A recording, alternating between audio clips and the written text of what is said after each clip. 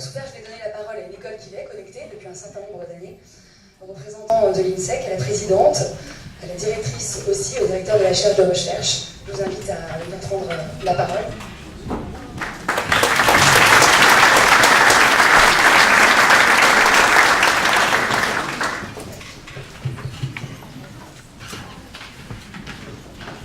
Bonjour à tous, bienvenue. Donc, je suis très heureuse, très honorée de vous accueillir ici dans nos locaux d'INSEC You. Alors juste en deux mots, qu'est-ce qu'INSEC You?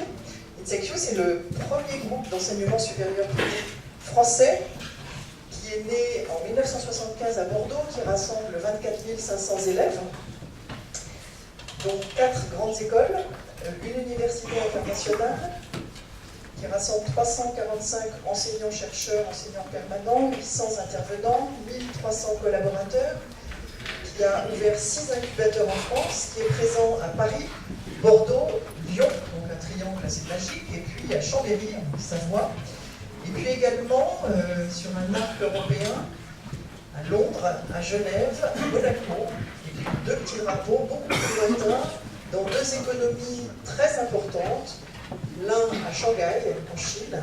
Nous avons également notre site en propre et un campus que nous avons ouvert fin 2015 à San Francisco, donc où évidemment nos étudiants suivent nombre de modules et de cours qui sont liés à ce dont on va parler aujourd'hui. Voilà, alors 4 grands pôles d'enseignement dans ce groupe. Un pôle management, avec l'INSEC, le SCE, le BS et l'IFG. Un pôle ingénieur, donc je salue d'ailleurs l'équipe de l'école d'ingénieurs, ECE Paris et qui ouvre à Lyon en septembre. Un pôle relations internationales et sciences politiques avec une vieille école née en 1899 qui s'appelle HEIP, Hautes études internationales et politiques. Et évidemment un grand pôle important qui rassemble plus de 4500 étudiants en communication, création digitale avec Sub de Pub, Sub de Création et Créa Genève. Voilà ce grand groupe dont le credo et les valeurs sont liées à l'interdisciplinarité, au fait de, grâce à nos différents métiers, nos différentes écoles, trouver pour nos élèves des parcours assez originaux, qui sont des parcours beaucoup plus enrichis qu'à une époque, c'est-à-dire que nous cherchons à désiloter les enseignements. Alors voilà, donc un groupe d'enseignement supérieur. Pourquoi parler d'intelligence artificielle? Alors le titre s'appelle l'intelligence de demain. Donc de ce fait, on comprend tout à fait en quoi un groupe d'enseignement supérieur et de recherche a son rôle là-dedans, puisque nous sommes évidemment un pont entre le secondaire, où nous récupérons des jeunes entre 18 et 20 ans, et puis le monde économique au sens large, en France, à l'étranger évidemment. Et de ce fait, nous sommes un lieu où il se passe 3 choses. Évidemment, c'est un lieu de débat, avec, je dirais, l'ensemble des clés pour comprendre, les clés de compréhension, avec ouverture, culture, des sciences, de l'international, des expériences.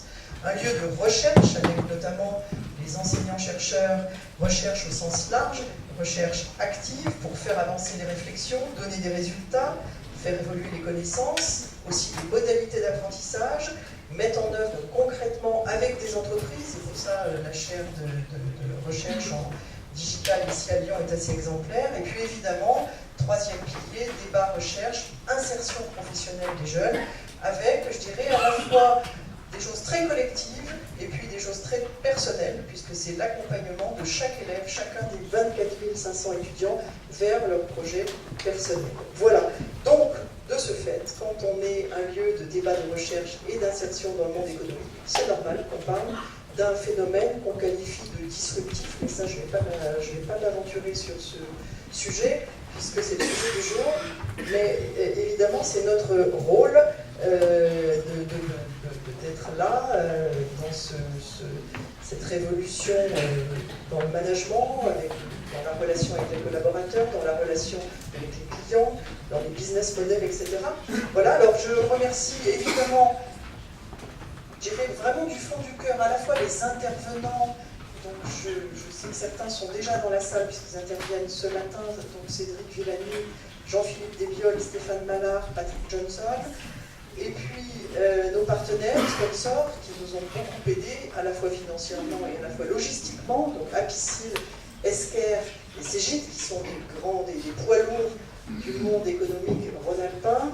Et puis je ne veux pas oublier non plus mes collaborateurs qui ont beaucoup œuvré, Marion Fabre, évidemment, Pascal Montagnon, Éric Braun, qui ont travaillé à la journée de recherche hier, Aude Rotter et Aurélie, et évidemment l'ensemble des collaborateurs.